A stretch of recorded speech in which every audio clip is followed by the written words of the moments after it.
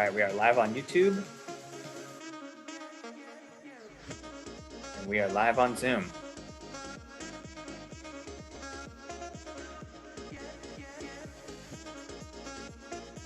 Welcome to everybody who is joining us today for our webinar. If you could go ahead and introduce yourself in the chat, and please make sure you say to all panelists and attendees, we'll be starting promptly at 12:30.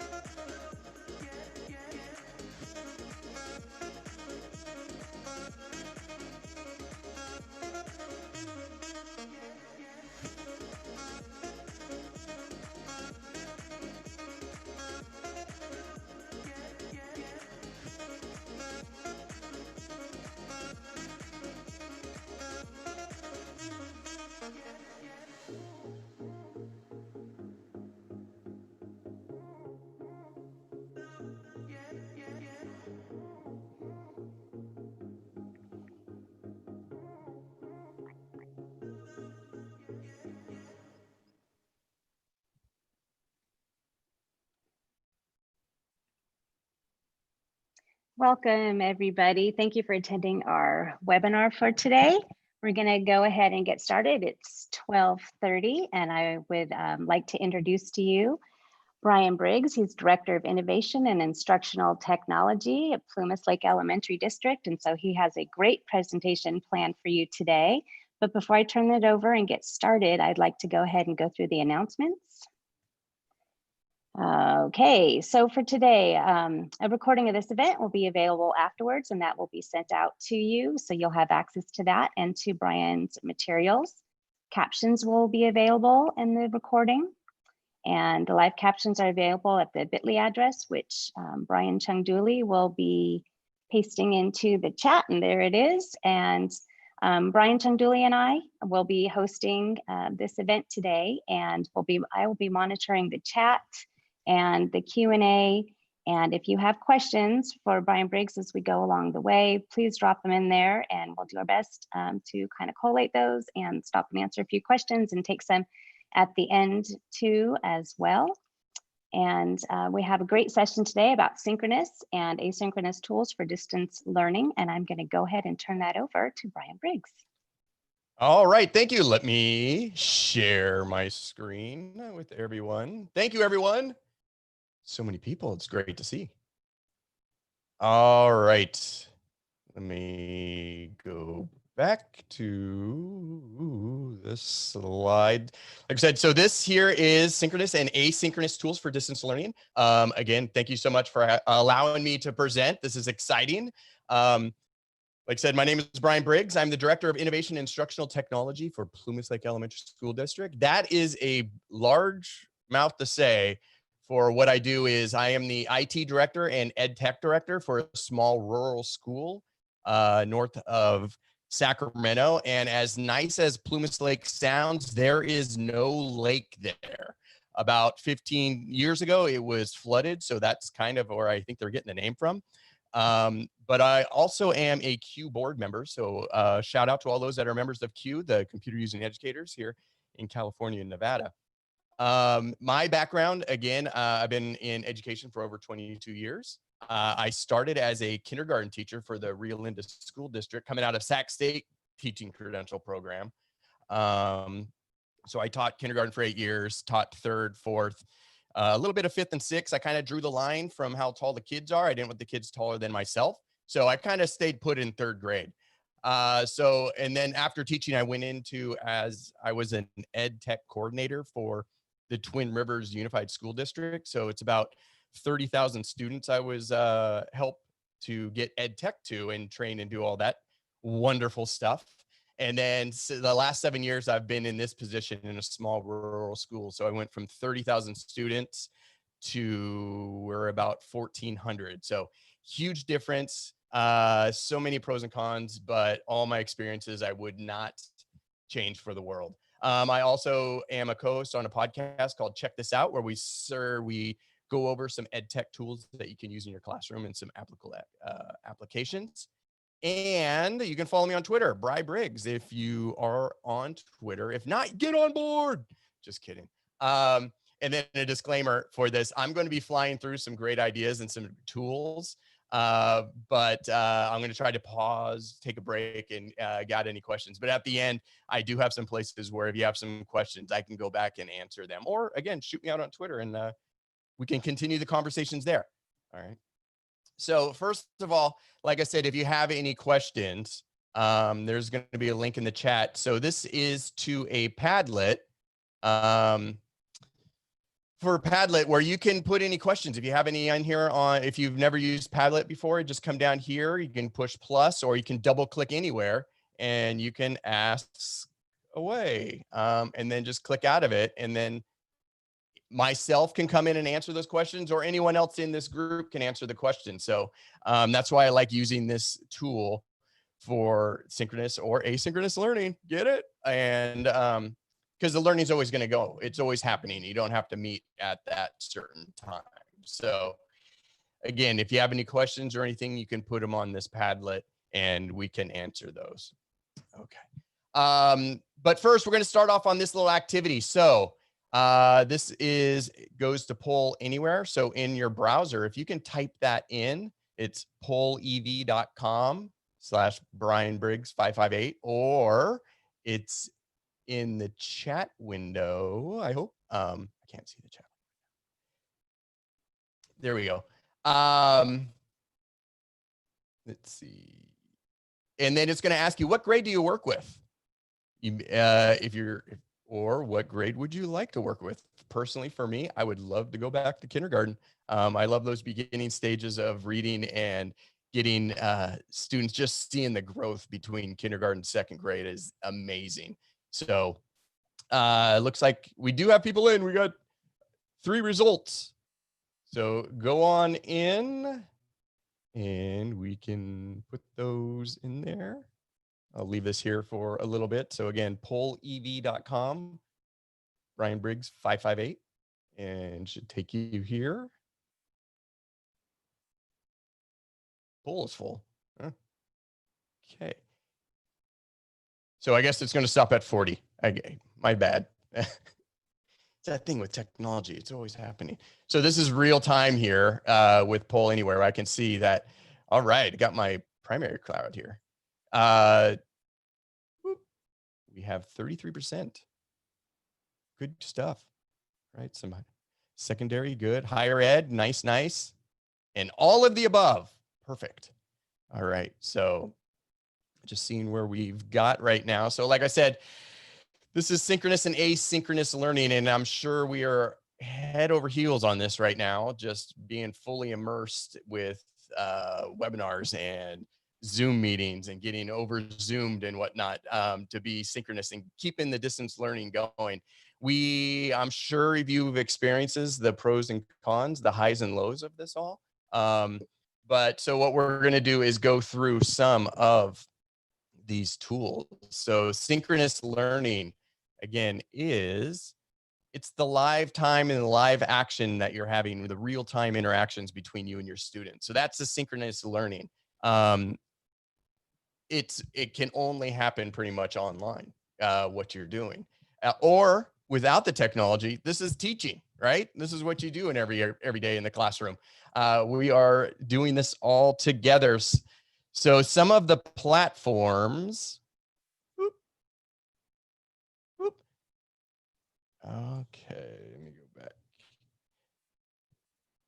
So here's some tips that they can do. All right, some of the things that some of these do, I have helped with me in what I've been doing. I do a lot of Zooms with other teachers in professional development, and I've done some guest teaching for some of our teachers, and with Zoom has been great. I've even helped people and grandparents in our community to help get their students on board to get them going. So again, the key is again, letting your students know and what to expect during the lesson. This is the same where I was teaching also. There are no hidden gotchas. I'm not here to try to trick them or anything. They kind of like to see what is happening and what to prepare for. Some more. This one here is key. Keep it short and snappy. And ignore this sentence for this presentation, but text should only be about 1 to 2 paragraphs. And if you share videos, 1 to 2 minutes, like I've shared with some of my teachers, we're kind of dealing with the TikTok generation. So those videos are fairly short, and kind of treat them like a YouTube video or an Instagram story or the social media videos. Keep them short and sweet. And get to the point so you don't lose them. I appreciate all of you sitting here for the hour, and then some. But again, this is not how I would do to teach my lesson, is sit in front of this. What I would like to know from all of you, since we've been doing this quite a bit, is what are you using? What tools are you using for synchronous learning? There are a lot to use out there. Like Zoom is, I think, become popular because it was easy to jump on board and get it going, to get it started. So in the chat, we've got this here, this link here. We'll put that in there, and it's going to open up to a program called Answergarden. I don't know if any of you have used Answergarden.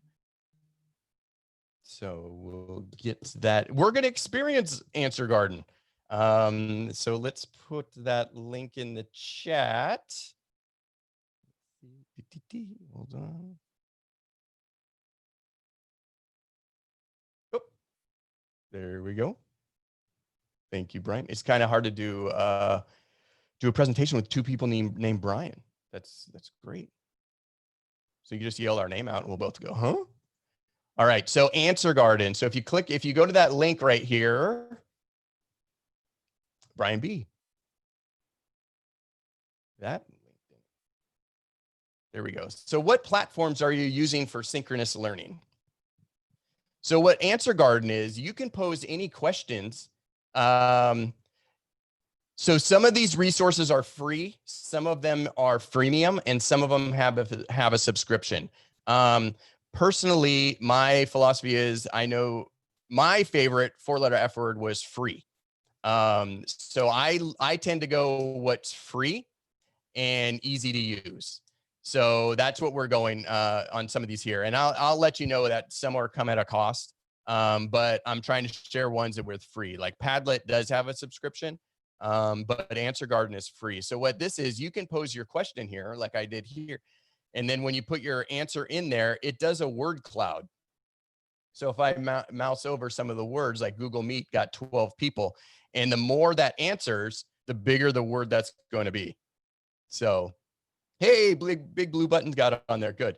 Pear Deck, good. Windows, Zoom, Google Meet, big blue button, Google Hangouts. All right. Some good answers there. And I'm going to. So some of the applications we have that we did share, again, Google Meet / Hangouts, it's converting over. We have Zoom, big blue button. I kind of like this because again, like we talked about, free and subscription. Big blue button is open source, so it's free. and you can download. Cisco is one of those major companies, corporations. So it's going to cost money for the your overall district. Adobe Connect's another good one. My daughter, who's in high school, they were using GoToMeeting. Classin is something kind of new. I am not sure if this is a freemium to go on board. This is one I'd like to explore because it did look like it had some great potential. But currently in my district, we're using Zoom, but we're looking at going to Google Meet because we are a Google district, and the cost differential is kind of big. So we got to weigh those options down, but leaning towards Meet because there's some great new features that are coming out in Meet. So definitely one to check out. Microsoft Teams is another great one, if especially with Microsoft's districts. It is I've heard some very good success stories using Microsoft Teams in those districts. Here is an example I'm going to share with you. If you're running a synchronous meeting, it's waiting. This is Jamboard. I don't know if you're familiar with Jamboard. It's waiting to come over. Jamboard is like a collaborative whiteboard. So this here is one, you can make a copy of this too. This is, again, you can pose this in your synchronous session, and you can have your students, it's collaborative. So your students can go in, and again, you can start your meeting with the check-in. Again, how are you feeling today? And then they can move it up. You can even make it on here, and you can make bar graphs. So you can have students come in and create your own. Maybe you got some, I'm feeling curious. And then they can move them up above here. You can put the lines. And again, so this is just like, it would be like a whiteboard. So you can draw. It gets tricky and you need some practice to draw with your mouse. But if you did have like a tablet or a Chromebook that you can write on the screen with a tablet or a pen, it could work also. So you can just drag those up for a quick check-in with your students. Or if you wanted something a little bit more individualized, where you want students to do a quick check-in, here's another one that you can push out even to Google Classroom with using Jamboard, or individualize it. So your mental health check-in. So this becomes a little drag item. And how are you feeling today? I'm feeling great. This is me. Or, I didn't have a great day. So you can move these back and forth on doing that kind of mental health check-in. We did this at some of our middle school classes, 7th and 8th graders, just to get that mental check-in, because it was hard to do distance learning. And I don't know about your schools or your districts or the classrooms you were working on. It was like the flip of the switch that, again, our kids came home on Friday and they didn't come back. So it was kind of hard. So we really put a focus on social emotional learning. And this is a great little mental health check-in to come in. Because if they did feel bad or sound or sad, you can see how this is. And you can reach back to them and ask them and have that check-in. So Jamboard is part of the Google Apps for Education. It is free to use. If it's not turned on, if you go to jamboard.google.com and you're logged into your Google account, you should get a blank one. If not, and if you're in a Google district, you just need to contact your IT director to turn it on. It's just a quick flip of the switch to turn it on. So it's good stuff. It's a great tool to use, even if it's not.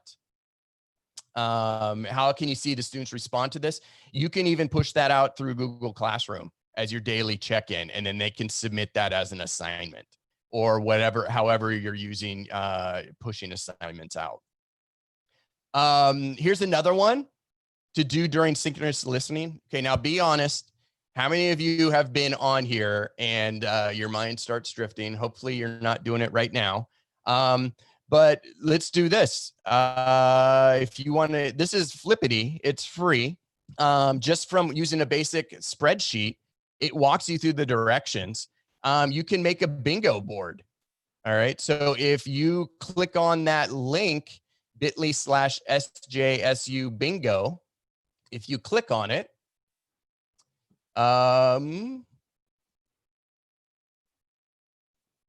here we go. Whoop, I'm getting windows popped up all over. Sorry.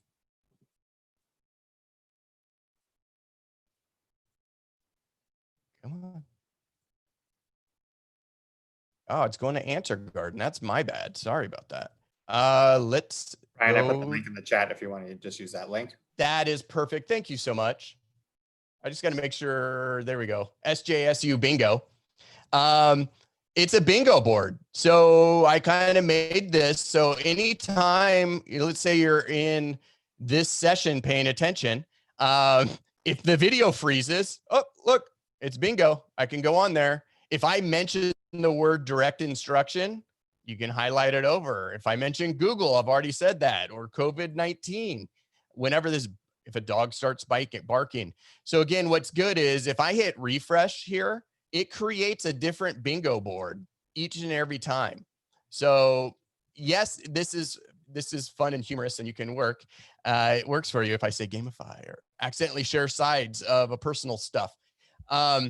It comes from the spreadsheet. So it'll generate, you just generate those terms on that spreadsheet and it will generate this bingo board. This would be great for your classroom if you're doing a lesson really quick. Maybe you put in the key terms of your lesson that you want your students to focus on. Like, you know, again, Wi-Fi at home. If I want to talk about blended learning, if you're going over a history or new concept that you want students to pick up on, put those terms that you want to focus on to make sure to see if they're really tying into the presentation that you're giving. So again, this is live. I can go in that spreadsheet. I can't see what you have, but again, what you can do is if there is a bingo, let's say across this, you can ask to take a screenshot of what they have, and then they can submit that to show that they have a bingo if on that there. But yeah, so it's all on. If you go to Flippity, they have a bingo board there, and it works off of a spreadsheet that you generate. So, and they have the template there. They have the tabs to walk you through. There's other great ones. There's a Jeopardy board maker. There's a lot of games that you can play and create using their templates. So again, that's Flippity. So you should check that out. And again, you can run this fun little game while you're giving your lessons online. So feel free to play along. Here's a great article I put a link to. It's from Carl Hooker, 25 strategies to engage students on your next Zoom meeting. So he has bingo on there. There's Box of Lies. There's one, I Spy. Again, looking if your students have their cameras on, you can say, I spy with my little eye, and take a look at the screens in there. And then that becomes the game that are on there. As on my side podcast, whatever, we've done game shows using Zoom with other educators from around the world, because we had a few from Canada and a few from overseas that played along. But again, some great ideas you can do here that he shares, and with resources on there. So, and the site is mrhook.it/Zoom. And again, I'll have all these links for you at the end. So all of these are readily available for you, and you can explore at your time. Or, you know, we have summer, right? Vacations are kind of taken off the board, unfortunately. Okay. So that was some tools for synchronous learning. We're going to jump into asynchronous learning. We're halfway through. So again, this is the learning that doesn't necessarily happen live. So this is something that you can push out in assignments where students can do on their own.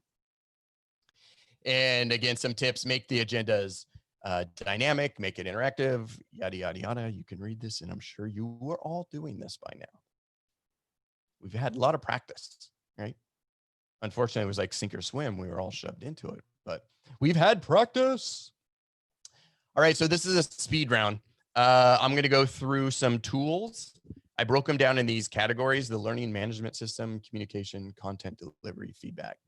audio and video that I love, and student response and screen recordings. All right. So are we ready to go? Actually, I will take a moment. I'm trying to launch the questions and answers. Okay. Q&A. Where's it at? So I'm seeing there's a few questions about Jamboard. Can I ask those? Sure, go right ahead. Great. Okay. So when using Jamboard, does each student open to their own drawing pad, or is it all one united pad where they see each other's drawings and responses? Because someone was kind of concerned about maybe privacy. Okay, good question. You can set it up just like a Google Doc. If you're familiar sharing with Google Docs, you can share it with your class with a link that is open to everyone, or you can invite just one student to it, like it would be like on a Google Doc. Jamboard came out about 3 years ago, so it's still, they're seeing the demand and the increase in the usefulness of this program, so they're expanding the capabilities of it. But as of right now, it's kind of, you would treat it like it would be a Google Doc by sharing it. So you can even share it through, like I said, Google Classroom by sharing that link. It's the parameters that you set up that link for. Great. Thank you. Okay. All right. Are we ready to go for speed round? Okay. It's kind of odd to talk and there's the give and take. I'm used to presenting. I don't know if you can see my ADHD comes through. It's hard for me sitting in a chair. So that's why it was great at teaching kindergarten. But anyways, let's get moving on this one. Learning management system. So these are these programs that you use to share the information and share your material. So it's the learning, where the learning happens. So Google Classroom is a big one. Schoology is one that's used by many districts. Blackboard Learn is one. Moodle is an open source one that you're passing your, this is where your coursework lives.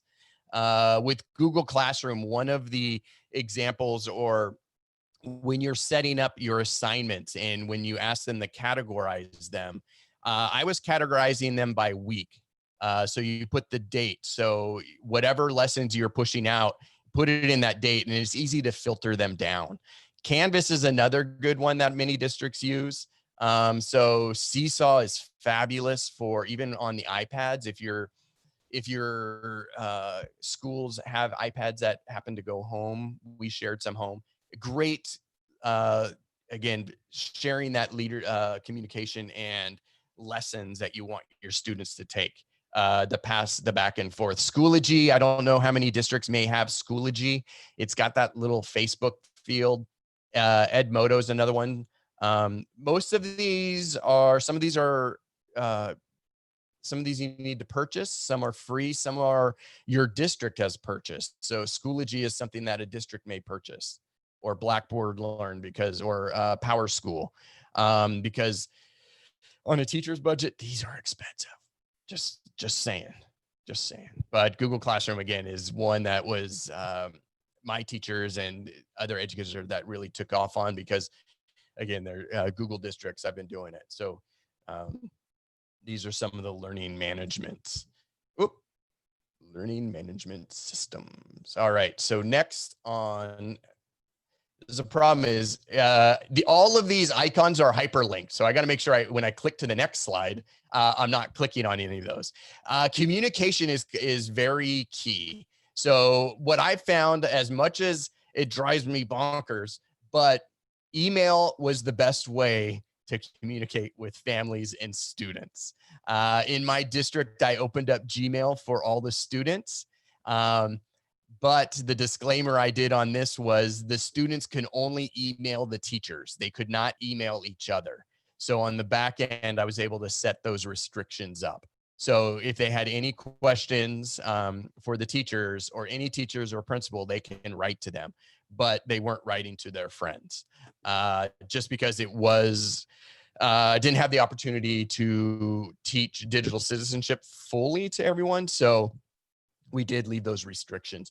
Blooms has been very popular also.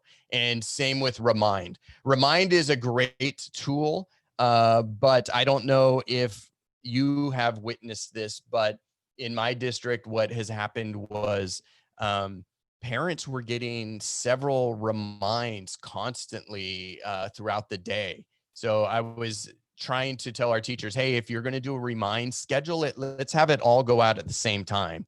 I'm trying to find a good tool. If anyone knows of a good tool that, you know, we can put it all on there. I know an old web service that we use, School Loop, used to do that. So at 5 o'clock, it would send all the updates out.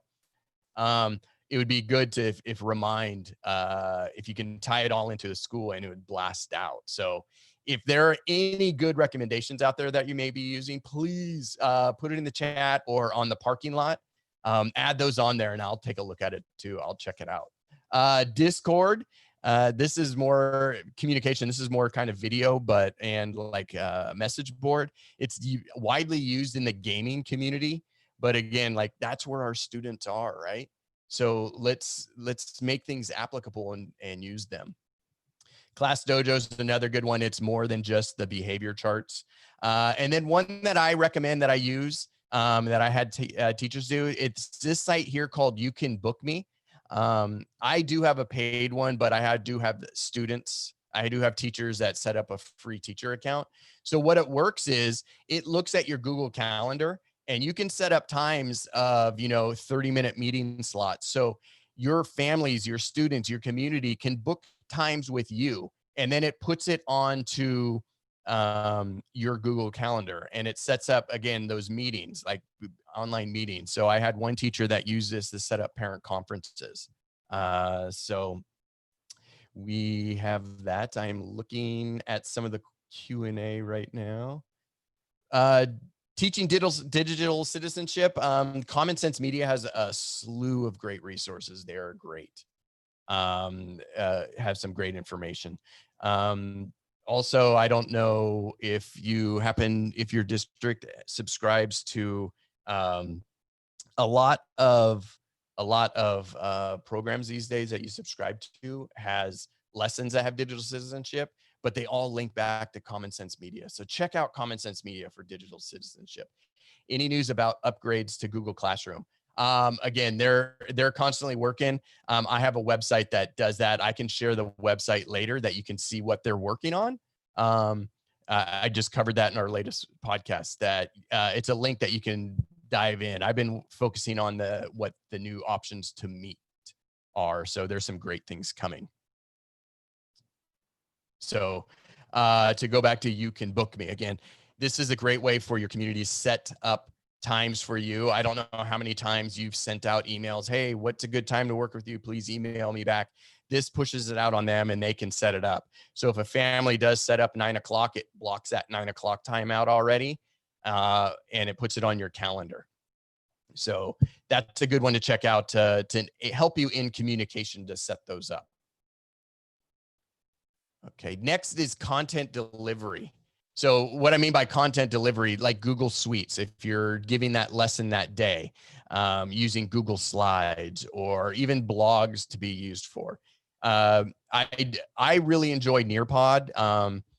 If your district subscribes to it, I can to do the disclaimer, it's not cheap, but I think it's like maybe $150 a year for a teacher, but it works seamlessly with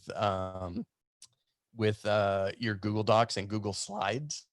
And in Nearpod, it has a whiteboard feature. So like I can push a question out from Nearpod and students can draw in their answer, which is really cool.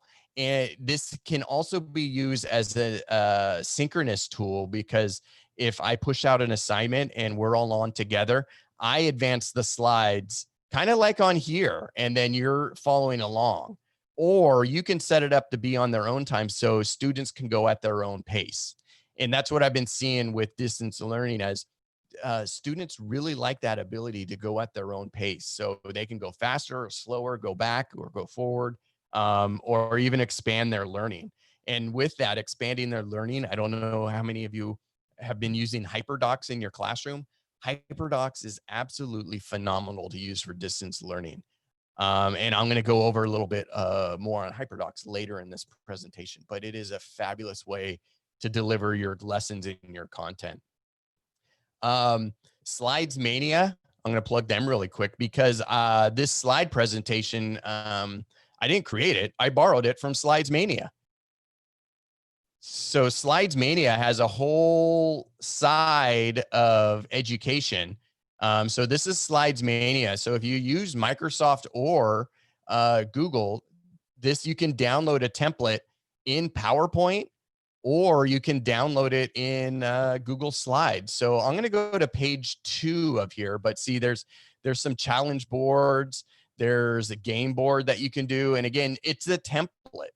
And you just go through and edit the text in there to meet your needs. So let me go to page 2 because I had our teachers use this when we first started with distance learning. So like right here, this template here sets up your weekly planner, kind of like if it was a web app. So these are just hyperlinks to Monday. So you would see this page and click on this and it'll take you to Monday. And then within Google Slides or PowerPoint on that Monday slide, that's where you can put your assignments. That's where you can put the directions for the day. So it was very great. You can embed videos, here's one with the video, your lesson. And so very useful, very valuable resource. If you have not used or seen that yet, check that out. It's Slides Mania.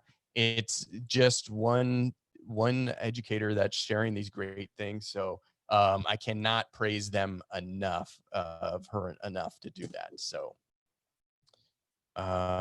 any quick questions before I go to the next category? I think, yeah, there was just one I wanted to go back toward. Just quickly back towards Jamboard, because this question was asked a few times about the mental health check-in. Okay, how does the mental health check-in with Jamboard work? It is shared like a Google Doc. So if you're using Google Classroom, you can push it out as an assignment. So then if you push it out as an assignment in Google Classroom, each student will get it, and then they can turn that back into you. And then you can see who turned that in as a check-in, mental check-in. I think since it is a Google product, it's going to work best with Google products. I don't know how it would work with Microsoft Teams, but that's something to explore. But yeah, so passing it out that way, if you treat it like an assignment, because if you pass it out to your students, it'll make a copy for each of them, and then they can pass it back in, turn it back into you. Great, thank you. Okay. All right, feedback. I like feedback. So here's some great programs for feedback. Again, we use Padlet already. Padlet, you can set those up to receive like feedback on a lesson. Paradex, another great one, very popular. Nearpod, I put on there. Edpuzzle, again, if you're doing feedback or check for understanding, you can put quizzes right inside of your YouTube video. And again, they can't go on until they get that question right. So again, that's a great way for feedback or checking if they understand the lesson. Microsoft Teams and Parlay, those are another great ones. I'm pointing at my screen here like you're looking at my monitor. But if whiteboard.fi is a great website, this is another online whiteboard tool for teachers in classrooms. What it does is it's a lot kind of like Nearpod, but you have a whiteboard, and then each student would have their individual whiteboards that they can draw, and you can watch them real time. I've only dabbled in this, but this is one of my summer playtimes is to explore and do some more lessons with whiteboard.fi. And then again, I love this one here, Yo Teach. It's not a great URL if you're trying to share out this URL, but this is a great, another great tool to use for a parking lot. I don't know if a couple of years ago, I used to love the program Today's Meet.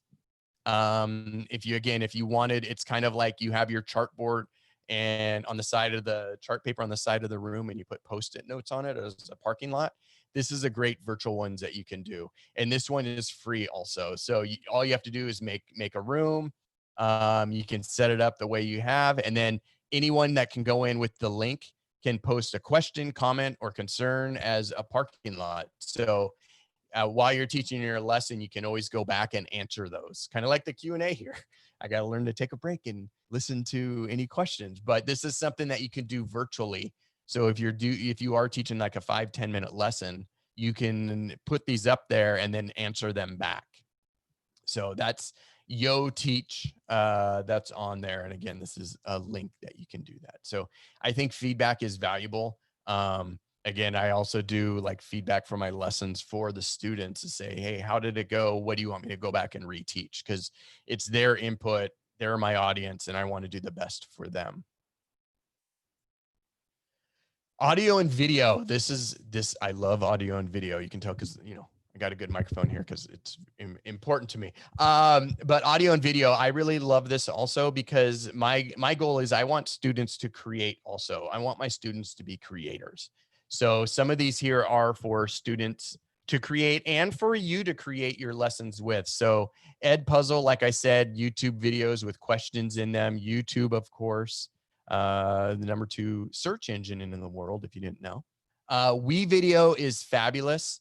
I really like it. WeVideo, again, you can create videos. YouTube and Edpuzzle are kind of more of hosting videos, but WeVideo is a lot like iMovie, but it's online. It is subscription based, but they do a lot of great, there's a great deals or reaching out to them for subscriptions. And what I really like about them is their subscription model. They don't charge per student, they charge per seat. So you can use it across multiple subjects and multiple grades. If you're a middle school or high school teachers, you can use them between periods. Loom is a new one for me. I'm exploring more. You can make videos, and then in the bottom right corner is a little video of you talking while you're doing a screen capture. So you have that real time of them, the video. I really like Explain Everything to make videos because it's the iPad and you can use your Apple Pencil. So if you're doing like a Khan Academy video of math or science, you can mark up images and then it records it and then you can save it to YouTube, and then YouTube, you can play it through there. To do an app smash, you can create a video and explain everything, host it in YouTube, and then put questions in the middle with Edpuzzle to make sure you have check for understanding for your students. So on the right side here are videos, to make videos or to share videos. Screencastify, there's a lot of screen recordings out there. Flipgrid has screen recordings. Screencastify is the one I like the most because it's exactly what I needed to do. It's just a screen recorder, and I believe for educators, it's $24 a year to screen record. There are some good free ones out there, but there's that part of me where it's a good product. I want to put money in the developers' pockets for putting out a good one, especially those that are really improving and increasing the user experience. It's something that I go with. They have a new product called Submit, which I really like. It's a lot like Flipgrid, but again, it's a link that if you were to click on it, it forces you with a Google sign-in to create a webcam video, and it's personal between you and myself. So if I ask you a question using Submit, you would record a video using your webcam, and then it would come back right to me in my Google Drive. So it creates it. It's all within the Google Drive. So really cool tool. This link will get you to sign up for the beta, and then you can give it a test drive. Audio, video. So audio on the right hand. Podcasts, again, podcasts are a great way. The Anchor app is a way that you can record your podcast. So again, most of our students have phones, and they can listen to, if you're doing your assignment, they can listen to your assignment from their phones. If they don't have access to video, when we come with Wi-Fi from home, some of them are restricted. They can use their data, or at the library, get onto the library Wi-Fi, and they can download that episode or that recording, and then they can do your lessons online. I believe like Stanford has their lectures in audio format and more than just YouTube, or I think it was UC Berkeley. So you can pull in those lectures also that are on there. Synth is another podcasting app. It's short, like 2 minutes episodes or recordings, and then you can have your users listen in on there also. Soundtrap is a subscription based also. Let me rephrase that. It's freemium because there is free to a point, but if you want some extra oomph, it'll be a subscription based. But it's a lot like GarageBand Online. And then what I actually live on is Voxer. I don't know if there are any Voxer fans out there or users. Since my commute is about an hour to work, I do a lot of voxing in my car. So you can set up these groups using your phones, and it's like a walkie-talkie. And it's great because you don't really talk over people. You can just hit the button and talk. And so I can do that while I'm driving. I just click the button and then I can talk or listen. So you can be on individual, like if you have your students on there or your families are on there, you can set that up. So really cool tool for the audio and, another communication piece. I wanted to share this with you. So let's take a look at this video. There's a method to this madness while I'm sharing this. We're not going to watch the whole thing.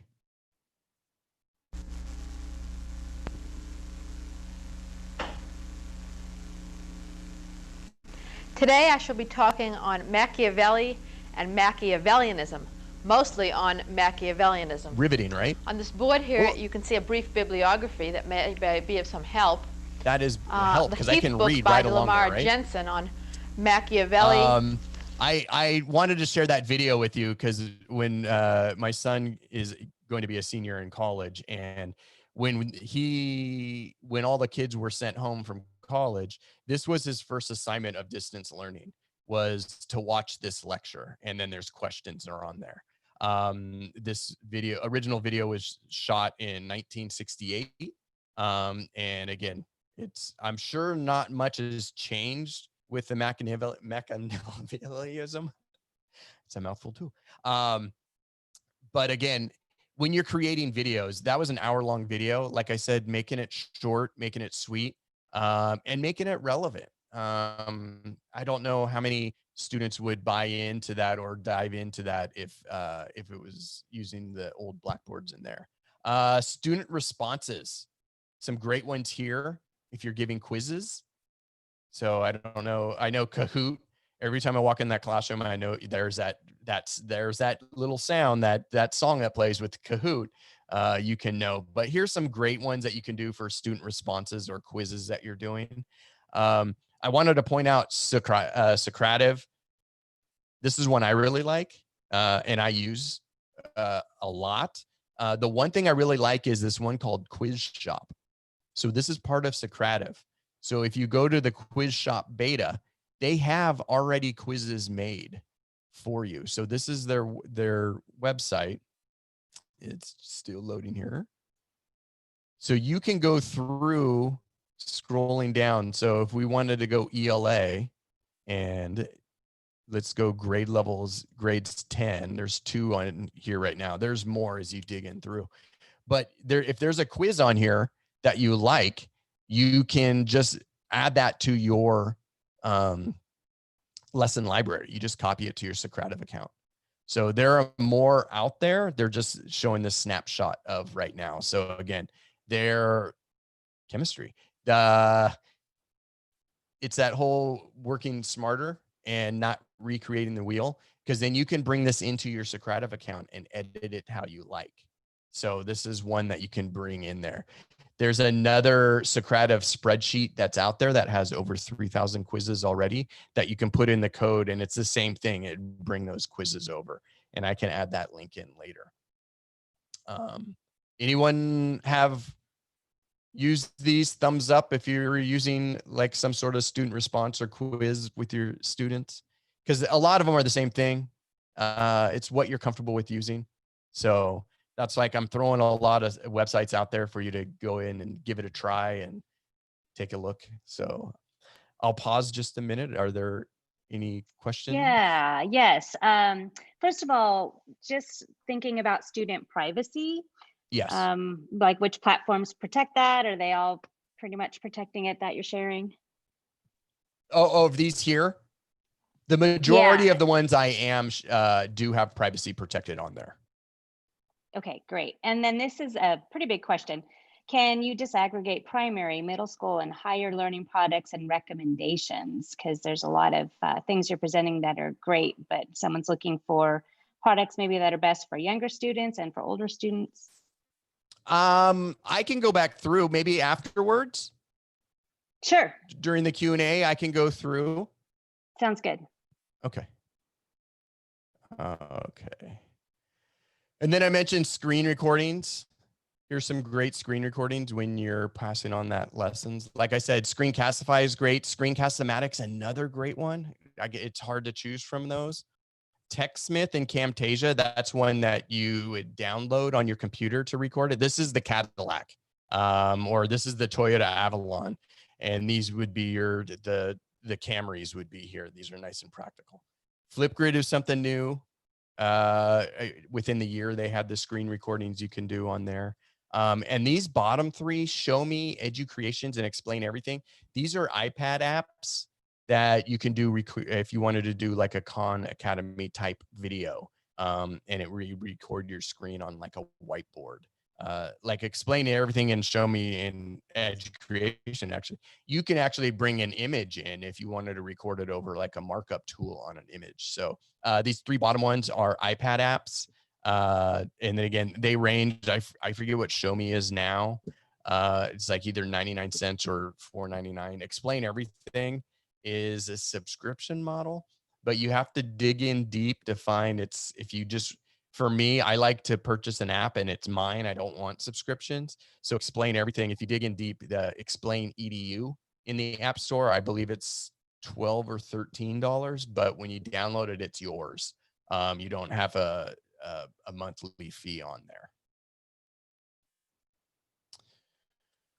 All right, woo. There are a lot on there. I covered a lot, but I'm sure some of you have some that have jumped up. So again, please share on this Padlet. You all have access to this Padlet. Share what you're using in your classroom. What is something that I should go check out, or I should check out myself? Because again, I do believe that we are smarter together and we can learn from each other, and not one person is the smartest person in the room. So when you click on that link, add some other tools on here. Are there any learning management systems that we should check out, or some communication tools? Just click the little plus underneath that column and add to that list, or like just put the name in or the link to the website, and then we can all check them out. Student responses, screen recordings. Is there something I missed? What other category do I need to consider that would help out?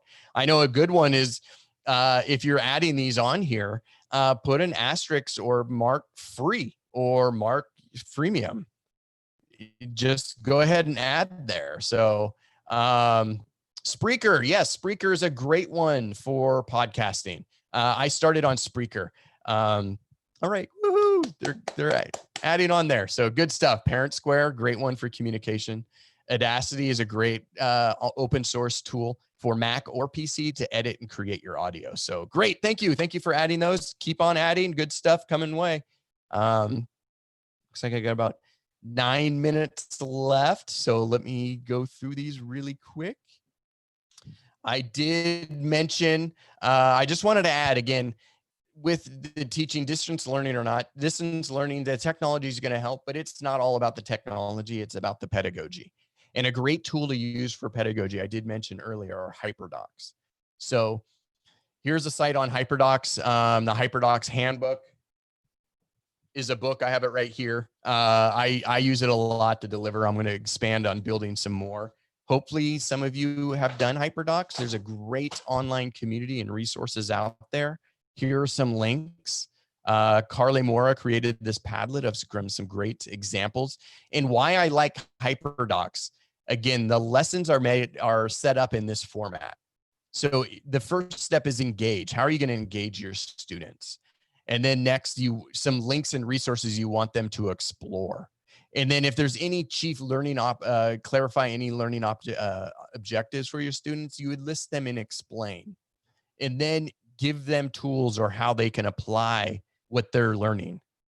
And share is a way to share their feedback.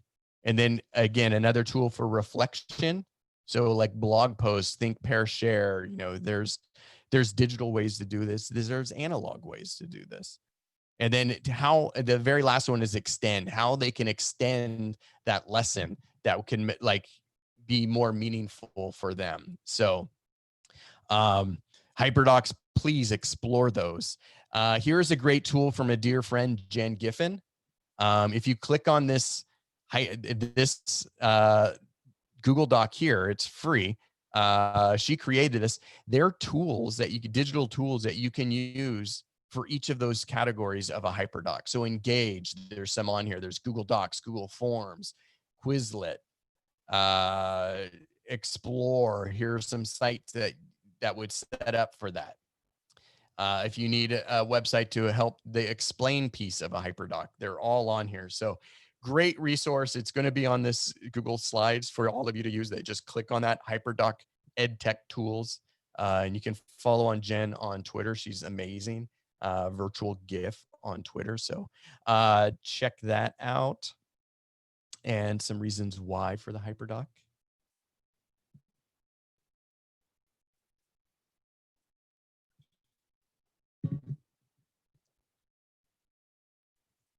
All right. So again, we just went over a lot of synchronous and asynchronous tools. And again, at the end of this presentation, I'm going to give you a link where you can copy it. And so this is yours and you can go back and look up some of these. They're all linked and you can check them out. But first, what I wanted to do is, I told you about Screencastify Submit. That's what this is. So it's going to ask you to sign in with your Google account. But what I want to know is during these pandemic times, it was very stressful and anxiety for myself. But I did see some silver linings to all of this, and especially in education reform. I want to know from you is what positives are you taking out of this historical times right now?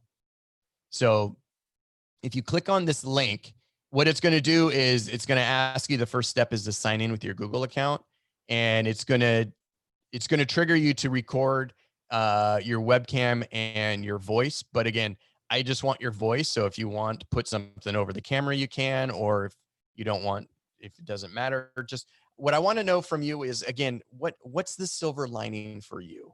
So just go ahead and record one thought. It could be 30 seconds. I have a minute timer down here. So when I hit play, it's going to have a minute. I'm stalling now. So if that link, you can click into it. But once I hit 1 minute, I'm going to be quiet. So my audio doesn't come on your recordings. So, okay, I'm going to hit play now.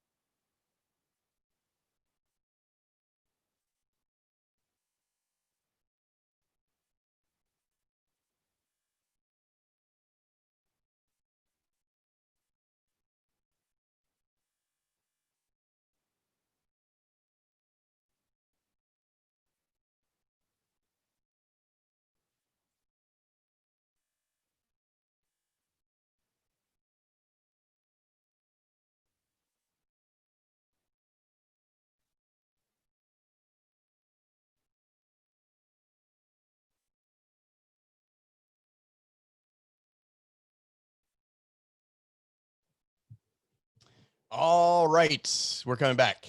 How did I use the rainbow timer in the corner? Hey, it's easy. No worries if you weren't able to get them in there. not a problem.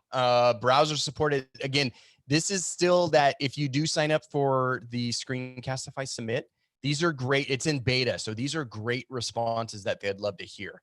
That it's not able to work in Safari or Firefox or Microsoft Edge. It looks like it's Chrome based, and it looks like maybe it has to be to an updated version. So that's great information for them. How did I get that rainbow timer in the corner? If you go to your, there we go. On this, when you're in your Google slide, if you go to insert video, and this is YouTube. So I just put in 1 minute timer. If it's allowing me 1 minute timer, and it's going to show all of these 1 minute timers that you can embed. So here's one here. It flashes and beeps at the end. So I can just click this, double click this.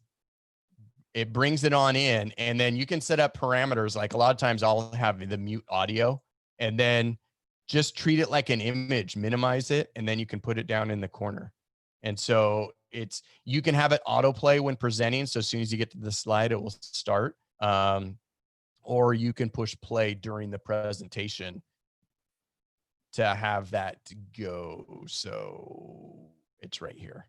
So when you get to this, I can hit play and it will play this timer. It's going to give you a countdown and then it'll start. So, and they have more than minute. They have 5 minute, 10 minutes. So you can take a look on there. All right. So thank you for adding those videos if you did. And if not, I'm sorry that it's not browser supported, but like I said, it's beta, living in beta. These are great suggestions that I'm going to send off to Screencastify and do that and show that along. So really quick, I'm going to go through when to use what and when. When are you going to use asynchronous learning and synchronous learning? Here's a great document from Concordia University in Canada. So I have the link down here too. So when to use synchronous learning and when to use asynchronous learning. As you can see on the right here, it goes in and out together. They work well together. I don't think there is a specific right time, but I can tell you what my personal philosophy with synchronous and asynchronous learning.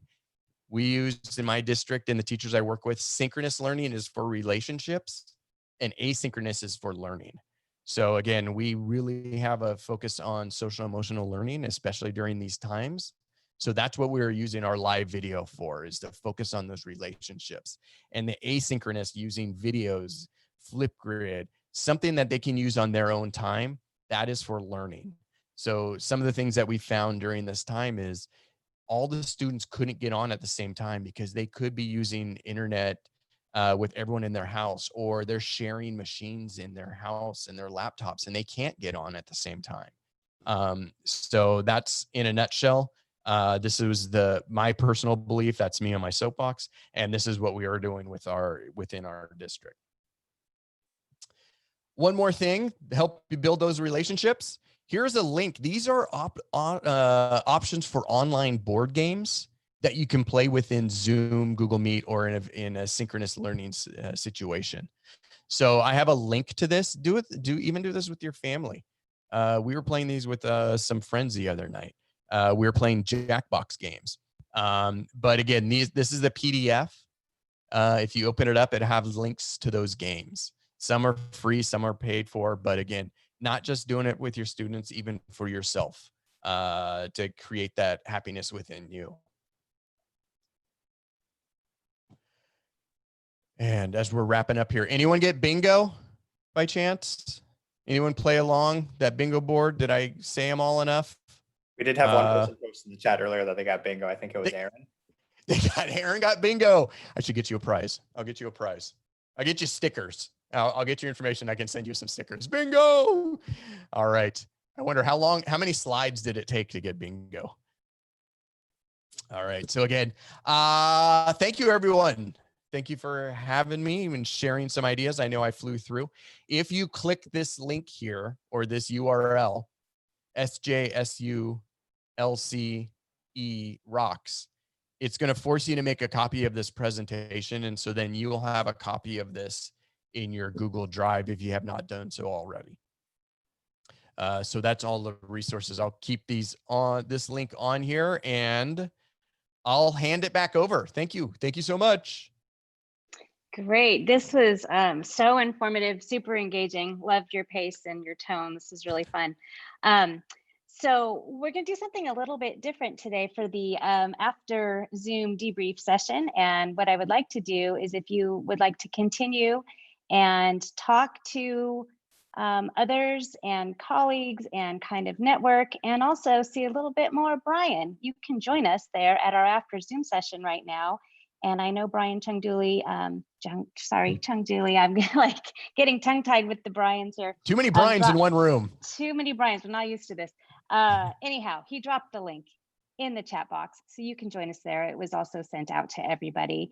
Thank you all for attending. The recording will be sent out to you, so you'll be able to go back and view this. Also, of course, Brian Briggs has shared it with you, and we will also share this presentation with you, so you can go back and click on the links and check it out a little bit more in depth.